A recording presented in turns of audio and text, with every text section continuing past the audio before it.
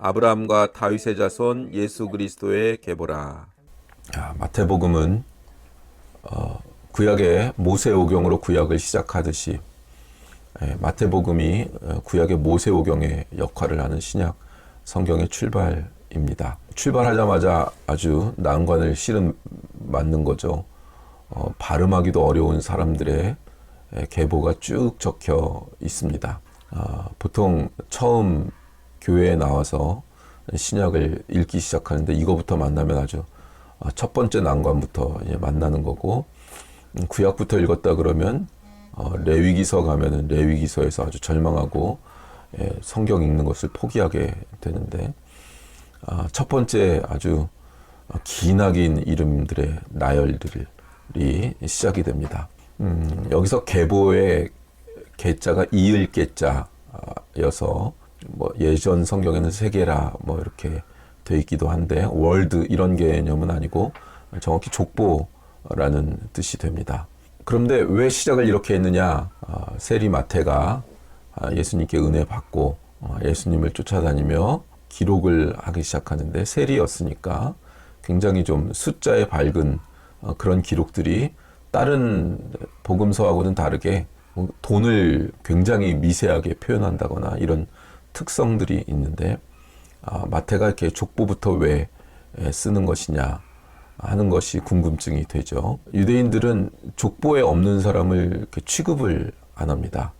지금 우리나라도 굉장히 뼈대 깊은 가문들은 결혼할 상대 데려오면, 그래 부모님은 뭐 하시고 어느 파, 어느 문중, 어느 파의 몇 대 손이냐 이런 거부터 묻지요. 그런 것처럼 유대인들은 굉장히 이 계보에 대한 의식이 강하기 때문에 이 족보를 먼저 들이밀지 않으면 예수에 대해서, 예수님에 대하여 설명하는 걸 아예 듣지도 않습니다.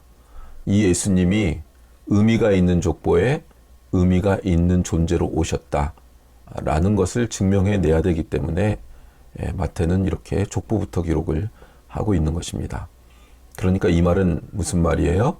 이 마태복음을 읽는 첫 번째 독자는 유대인들이라는 겁니다. 그래서 마태복음에 지나가면 다른 복음서들에 비하여 유대인들의 아주 전통적인 문화들에 대하여 세밀한 설명 같은 게 없습니다. 왜냐하면 유대인들은 그냥 그렇게 얘기하면 다 알기 때문에 세밀한 배경 설명이라든가 이런 것들이 없습니다. 그러니까 첫 번째 독자는 어쨌건 유대인들이 되는 것입니다. 너희들이 기다리고 있었던, 우리들이 기다리고 있었던 메시아, 그분이 예수 그리스도다 라는 것을 실증하기 위해 이 족보가 필요하다고 마태가 생각한 것입니다. 지금 1절이 아브라함과 다윗의 자손 예수 그리스도의 계보라 이렇게 시작이 되어 있지만, 이건 우리나라 어순이고, 원문의 어순에는 예수 그리스도가 앞서 나오고 그 다음에 예수 그리스도 다윗과 아브라함의 자손의 계보라 이렇게 나옵니다. 아브라함보다도 다윗을 앞세워서 예수 그리스도를 설명하고 있습니다. 이 족보들 17절 보면, 1장 17절에 보면, 그런즉 모든 대수가 아브라함부터 다윗까지 14대요 다윗부터 바벨론으로 사로잡혀 갈 때까지 14대요 바벨론으로 사로잡혀간 후부터 그리스도까지 14대더라. 이렇게 14로 반복을 하고 있죠. 예전에 했던 기억이 있는데 14는 왜 나온 거죠? 히브리어 원문 우리 강해할 때, 배울 때 고대 히브리어에는 숫자 개념이 없었어요. 알파벳 모음을 가지고 숫자를 매겼죠. 그래서 알렙벳, 기멜달렛 이렇게 나갈 때 그게 알렙은 1이고 뭐 이렇게 벳은 2고 이런 식으로 숫자를 매겼다고 했죠. 그래서 다비드가 뭐 영어식으로 하면 DVD예요. 지금식으로 하면 원문 히브리어식으로 하면 달렛, 바브 달렛 이렇게 되는 거죠. 아니요. 헤바브, 맞죠. 알렙벳, 기멜달렛, 헤바브 자인, 그죠?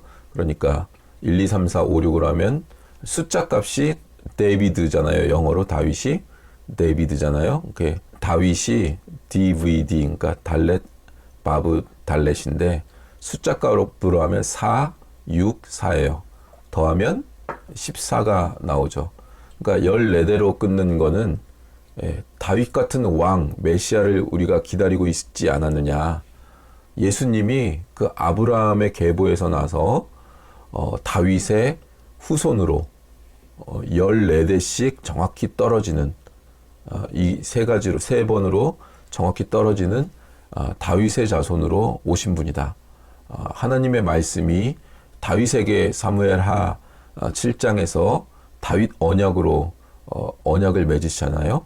그 언약대로 예수님이 그 가계를 통하여 오신 분이다 라는 것을 강조하고 있는 표현이 이 14대 이렇게 되는 것입니다. 총 합하면 42대죠. 이 42대의 긴 여정의 끝에 메시아가 오신 것이다 라고 지금 설명을 족보를 통해서 하고 있는 것입니다. 42대라는 것도 의미가 깊은 것입니다.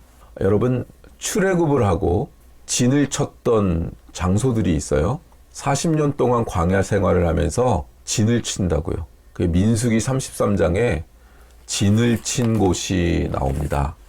애굽에서 모압까지라는 제목을 달고 나오는데 3절에 보면 그들이 첫째 달 15째 날에 람셋을 떠났으니 곧 6월절 다음 날이라. 이스라엘 자손이 애굽 모든 사람의 목전에서 큰 권능으로 나왔으니 애굽인은 여호와께서 그들 중에 치신 모든 장자를 장사하는 때라.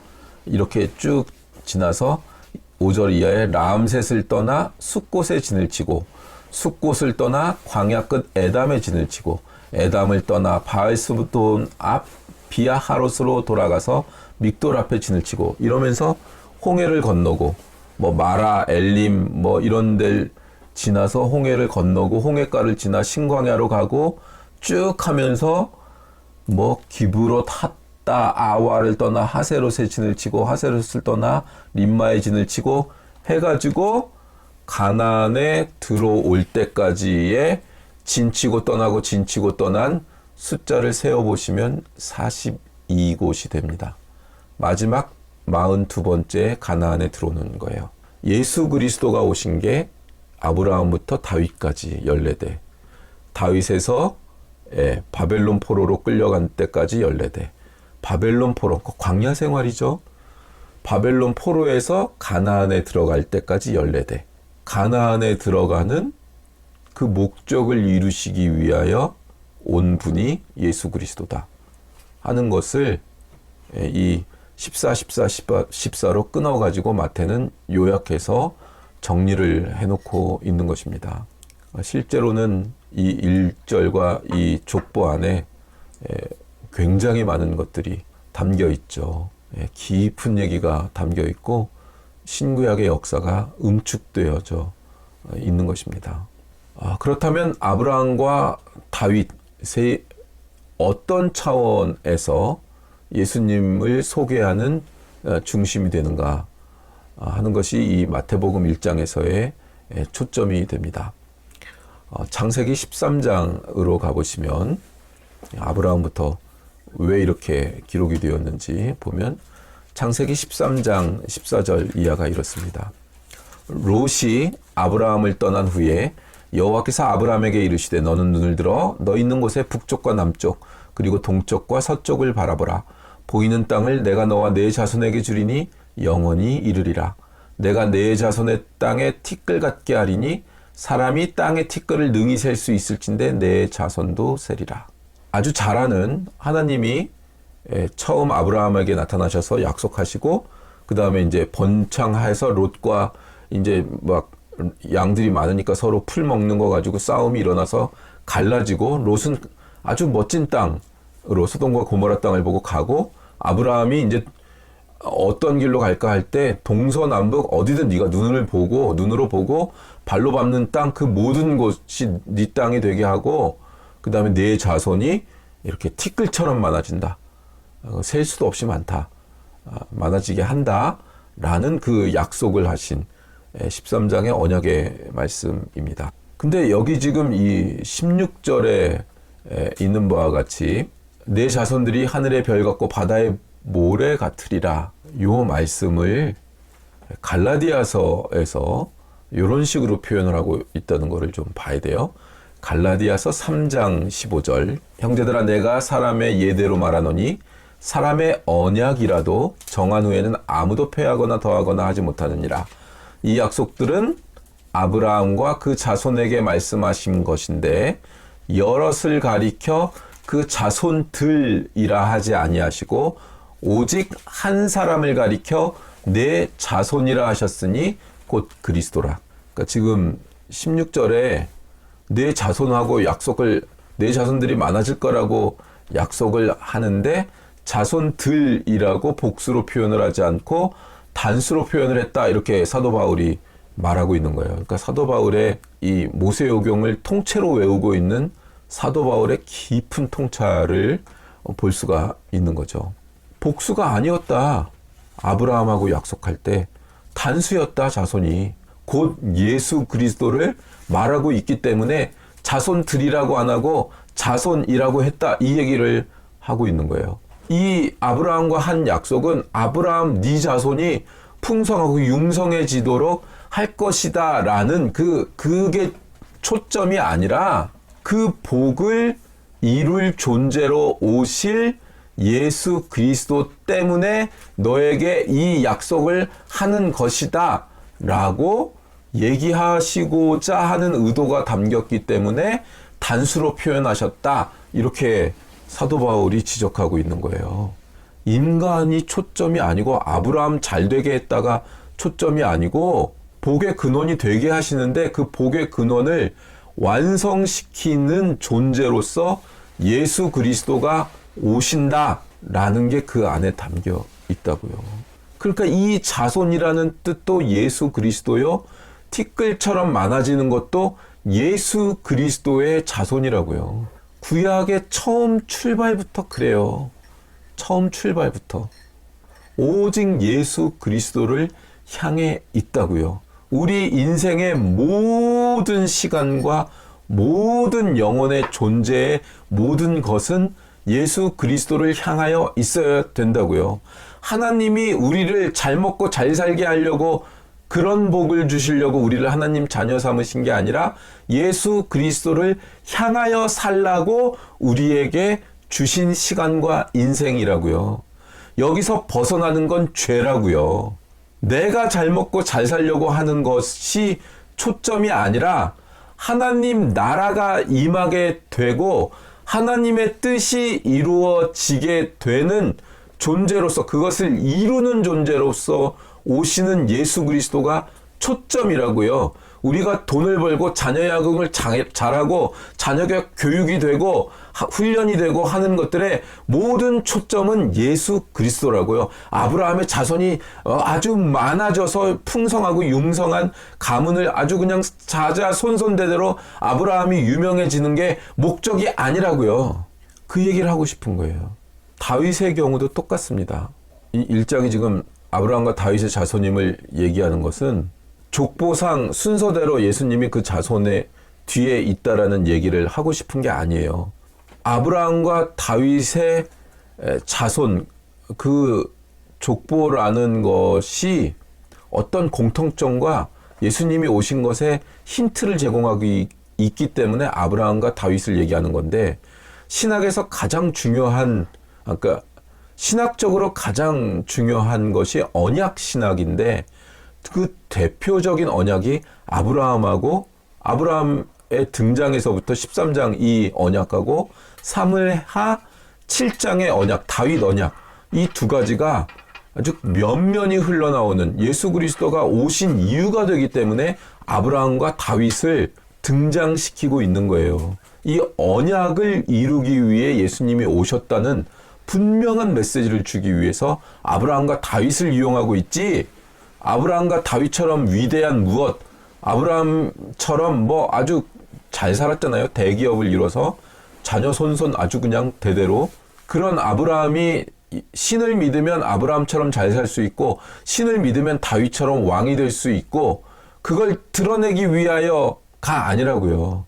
이때 시대에는 로마의 압제 가운데 있기 때문에 모두 다윗 왕처럼 싸우면 이기는, 그래서 우리의 이 우리가 일제 식민지 치하에서 엄청난 독립운동을 했던 것처럼 이 독립운동을 이끌어줄 메시아가 오기를 기다리는 그 종말론적 메시아 사상이 유대인들 가운데 아주 팽배해 있었다고요. 이 시대에는 다윗을 기다리고 있었어. 근데 다윗의 계보에서 하나님이 약속하신 대로 예수님이 오셨는데 목적은 다윗의 계보에서 왔으니까 다윗처럼 할 것이다가 아니다라는 것을 족보에서 요약하고 있는 거라고요. 사무엘하 7장 8절에서 13절을 다 함께 봉독하도록 하겠습니다. 그러므로 이제 내 종 다윗에게 이와 같이 말하라. 만군의 여호와께서 이와 같이 말씀하시기를 내가 너를 목장 곧 양을 따르는 데에서 데려다가 내 백성 이스라엘의 주권자로 삼고 내가 가는 모든 곳에서 내가 너와 함께 있어 내 모든 원수를 내 앞에서 멸하였은즉 땅에서 위대한 자들의 이름같이 내 이름을 위대하게 만들어주리라. 내가 또 내 백성 이스라엘을 위하여 한 곳을 정하여 그를 심고 그를 거주하게 하고 다시 옮기지 못하게 하며 악한 종류로 전과 같이 그들을 해하지 못하게 하여 전에 내가 사사에게 명령하여 내 백성 이스라엘을 다스리던 때와 같지 아니하게 하고 너를 모든 원수에게서 벗어나 편히 쉬게 하리라. 여호와가 또 내게 이르노니 여호와가 너를 위하여 집을 짓고 내 수완이 차서 내 조상들과 함께 누울 때에 내가 내 몸에서 날 내 씨를 내 뒤에 세워 그의 나라를 견고하게 하리라. 그는 내 이름을 위하여 집을 건축할 것이요 나는 그의 나라 왕위를 영원히 견고하게 하리라. 아멘. 12절에 목숨을 다해서 조상들과 함께 죽을 때에 내가 여호와께서 네 몸에서 날 네 씨를 네 뒤에 세워 그의 나라를 견고하게 하리라 예요. 이 약속을 하신다고. 그의 나라 왕위를 영원히 견고하게 하리라. 근데 다윗 다음의 왕이 누구예요? 솔로몬이 그 아들이죠. 근데 솔로몬이 처음엔 잘했어요. 나라도 부강하게 하고 다윗 왕이 넓혀놨던 그 영토도 잘 지켜냈고. 근데 말년에 어떻게 됐어요? 망했어요. 왜요? 이방인 여자들. 그렇죠. 이방인 여자들 수도 없이 많은 이방인 여자들과 결혼해서 그들의 우상이 들어와서 마음을 혼돈케 해서 부를 너무 많이 가졌고 권력을 너무 많이 가졌고 군대를 너무 많이 가졌죠. 하나님이 이스라엘의 왕의 경우는 돈도 너무 많이 갖지 말고 그 다음에 말도 병마도 군마도 많이 갖지 말고 창과 방패도 많이 갖지 말라. 그러니까 하나님을 의지해야지 자꾸 이 세상의 것들을 의지해서는 안 된다. 이런 말씀을 주셨는데도 솔로몬은 그걸 가졌죠. 금과 은이 뭐 땅에 넘쳐나도록 있었다잖아. 그냥 땅에 버려질 정도로 많았대. 그 시대에. 그랬더니 어떻게 됐어요? 우상 숭배가 일어나고 신앙이 흐려졌어요. 영적인 눈이 흐려졌어요. 그리고 솔로몬이 죽었더니 어떻게 됐어요? 솔로몬 죽은 다음에 왕국이 어떻게 됐어요? 여로보암, 르호보암으로 왕국이 어떻게 됐어요? 나눴어요. 두 개로 쪼개졌어요. 그러면 하나님 나라의 왕위가 영원히 계속되고 있는 거예요? 그것의 분기점이 되는 게 솔로몬이에요. 그러면 하나님은 이 메시지와 언약을 맺었는데 네 씨에서 그럼 씨에서 솔로몬이 났잖아요. 그 다음 왕이 솔로몬이니까. 그 내 이름을 위하여 집을 건축할 것이요. 건축까지는 걔가 했어. 솔로몬이. 근데 그의 나라 왕위를 영원히 견고하기라. 이 말이 이루어진 거예요, 이게? 하나님의 메시지가 이어진 거예요? 이어지긴 하죠. 어쨌거나 남왕국을 통하여 르호보암을 통하여 예수 그리스도까지 가계가 이어지기는 합니다만 하나님의 메시지하고는 다르잖아요. 분열이 돼버리고. 그러니까 솔로몬이 이 메시지를 이룬 왕이라고는 비슷한 점은 있지만 왕이라고 볼 수가 없어요. 그럼 뭐예요?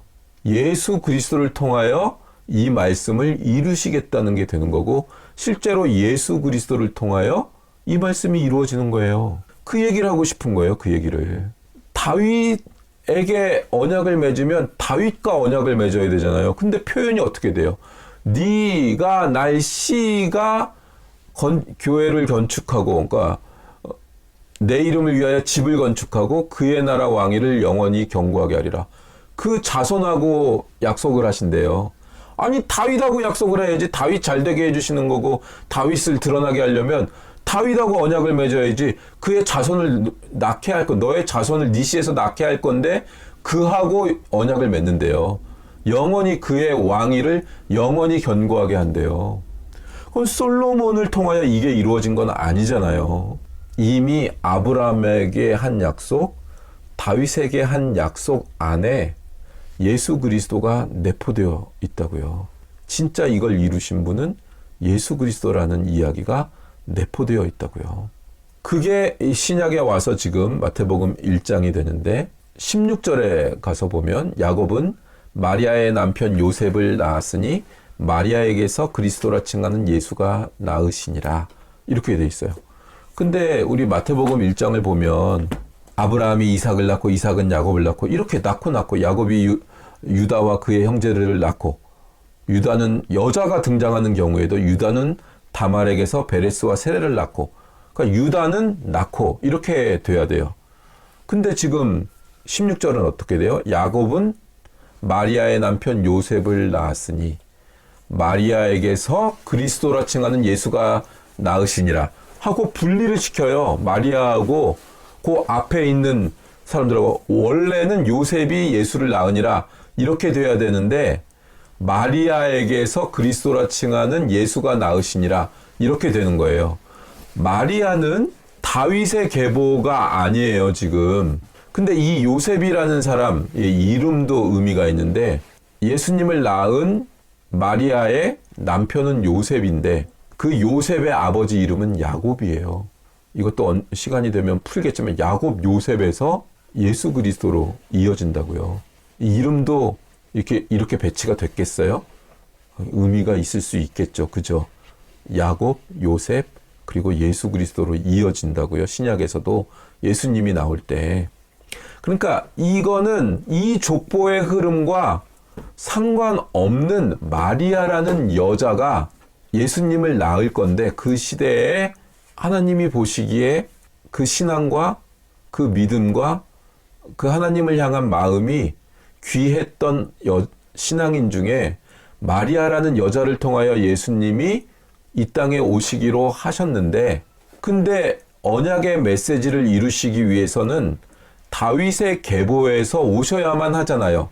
그러니 마리아가 다윗의 계보와 결혼을 하는 거예요. 개념이 이렇게 된다고요. 개념이.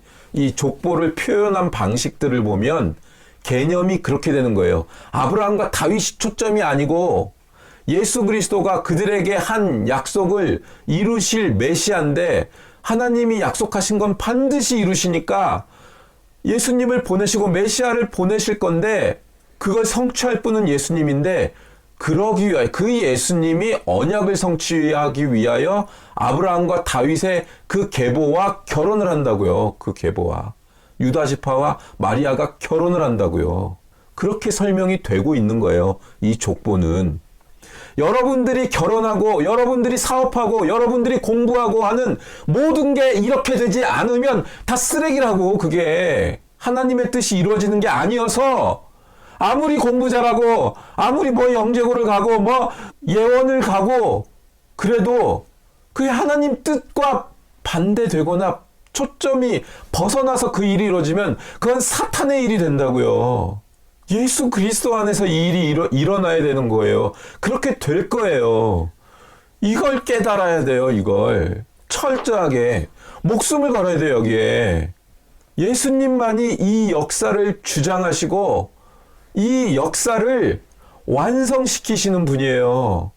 그 안에 있을 때만 우리의 인생이 복되며 샬롬이 와요. 고통이 와도 샬롬이 와요. 고통이 오니까 걱정도 하고 염려도 하고 막 지질이 뭐 복급 지질이 싸우고 하죠. 근데도 이겨내는 건 왜 그래요? 우리가 예수님께 예배드리고 예수님께 이 염려를 올려드리고 이 갈등과 미움과 증오를 올려드리고 나의 악과 죄악을 예수님 앞에서 용서받고 다시 녹이고 그래서 다시 초심으로 돌아가고 그 신앙의 첫 번째로 돌아가고 그걸 반복할 수 있기 때문이에요. 예수님은 내가 그럴 때마다 우리의 존재가 그럴 때마다 그 사랑으로 덮으시고 그 사랑으로 은혜를 주시고 그래서 다시 예수 그리스도의 반석 위에 서서 인생을 살 수 있도록 기회를 주시기 때문에 우리가 이렇게 살 수 있는 거라고요. 이 메시지를 놓치지 말라는 거예요. 이 족보는 지금.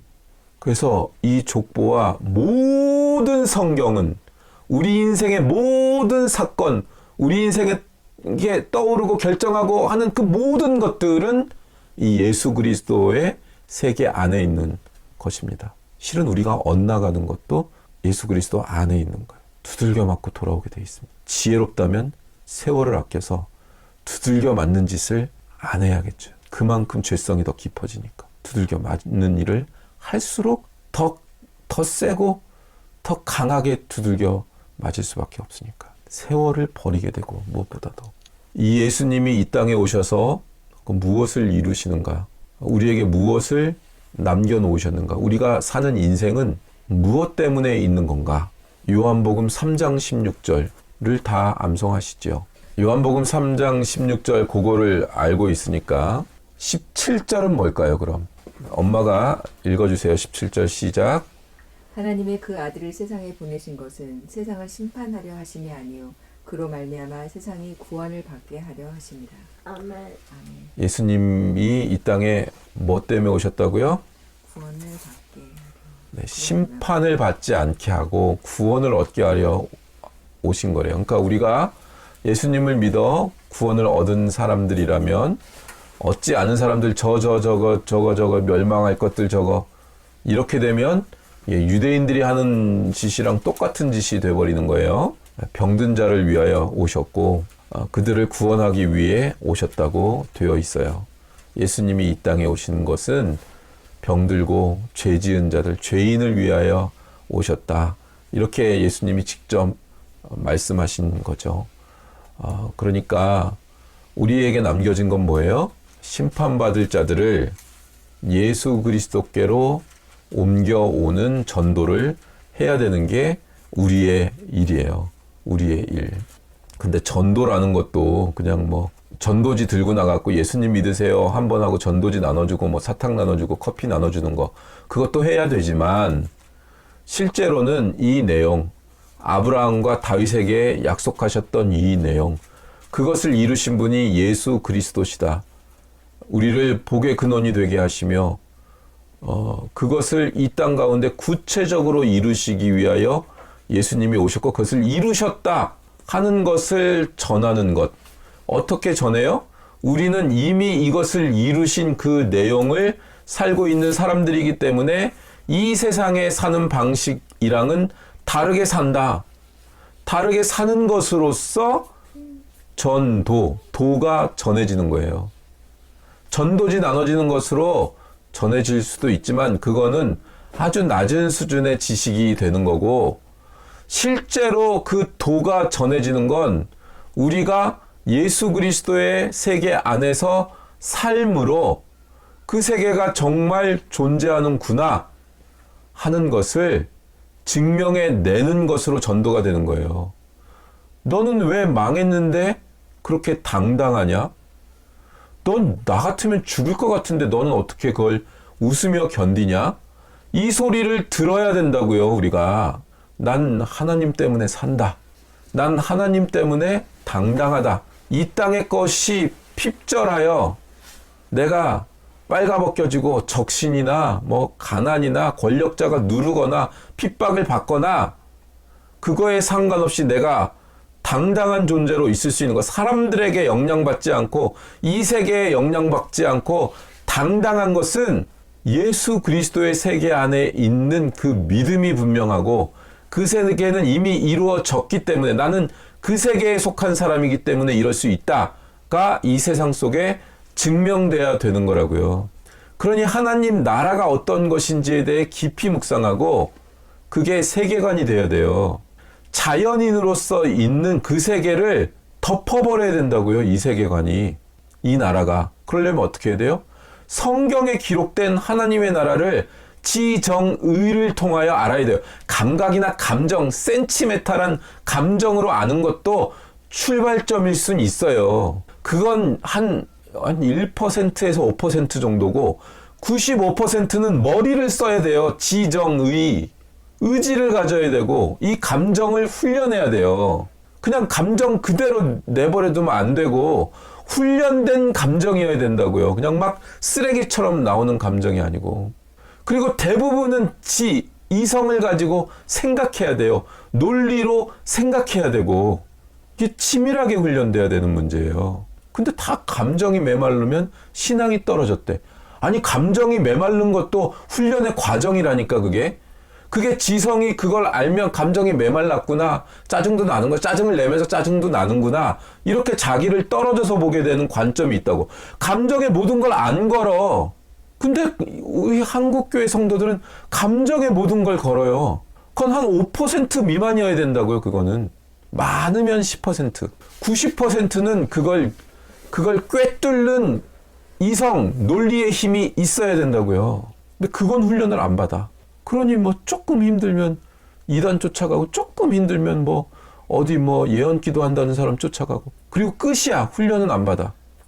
하나님 앞에 갈 때 그걸 변명할 수 없을 겁니다. 왜요? 너무 좋은 메시지들과 정보들이 차고도 넘쳐나거든요. 지금 진리를 향한 메시지들이 막 차고도 넘쳐나요. 너무나 많어. 피할 수 없어요. 하나님 앞에 갔을 때 정신 차려야 됩니다. 이제부터는 여러분도 훈련의 코스가 달라집니다. 규빈이 예영이도 달라질 거예요. 학원보다도 더 강도 높게 해야 돼요. 성경 공부에 대해서. 우리에게 주어진 사명, 마태복음 20장 28절. 인자가 온 것은 섬기려 하고 섬김을 받으려 함이 아니라 도리어 섬기려 하고 자기 목숨을 많은 사람의 대속물로 주려 함이니라. 이렇게 되어 있고, 우리가 너무나도 잘 아는 대위임령, 성도들에게 예수님이 명령하신 거, 마태복음 28장 18절.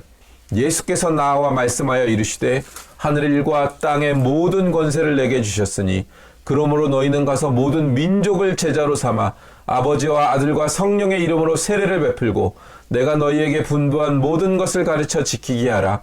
볼지어다 내가 세상 끝날까지 너희와 항상 함께 있으리라 하시니라. 우리는 나아가서 모든 민족 제자로 삼고 아버지와 아들과 성령의 이름으로 세례를 베풀고 예수님이 분부한 모든 것을 가르쳐서 지키게 하는 데까지예요. 가르치는 데서 끝나는 게 아니라 지키는 데까지. 이제 지키게 만들어야 되는 거예요. 이 지키게 만드는데 이놈의 새끼 저놈의 새끼 다리 몽둥이를 부러뜨린다 머리를 밀어버린다가 동원되는 거라고요. 그건 하나님의 사랑이라고요. 잔소리로 들리겠지만 하나님의 사랑이라고요. 왜요? 지키게 해야 되니까. 이게 눈물 몇 방울 흘린다고 됩니까? 그것도 있어야 되지만 지키게 해야 된다고요. 우리 자녀들도 하나님의 이 말씀에 따라 예수님이 분부한 모든 것을 배우고 지키는 우리 가정이 그런 가정교회로 성숙하고 성장해 가게 되기를 주님의 이름으로 축원합니다. 아멘.